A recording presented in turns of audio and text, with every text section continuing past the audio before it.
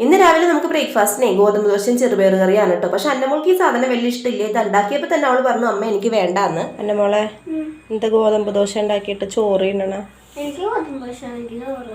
ചോറ് മതിയാ? രണ്ടെണ്ണം തിന്നടി.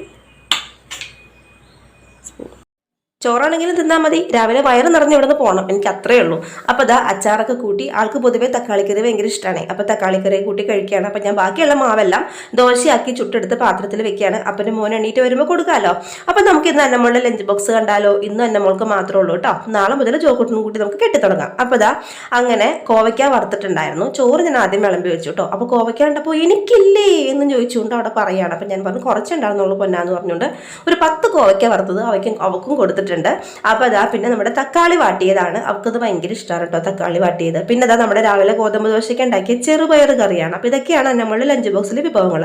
ഇതെല്ലാം അടച്ചു വെച്ച് ഞാൻ നോക്കിയപ്പോൾ ഇതാ ആള് നമ്മുടെ അച്ചാറിൻ്റെ പാത്രത്തിൽ ചാരി ഇന്ന് കഴിക്കുകയാണ്, ചോറ് തിന്നാണ്. കുറച്ച് കഴിഞ്ഞപ്പോൾ ഇതാ അവളുടെ ഇരിപ്പ് ഇതാ സ്ലാബിൻ്റെ പുറത്ത് ഇങ്ങനെയായിരുന്നു.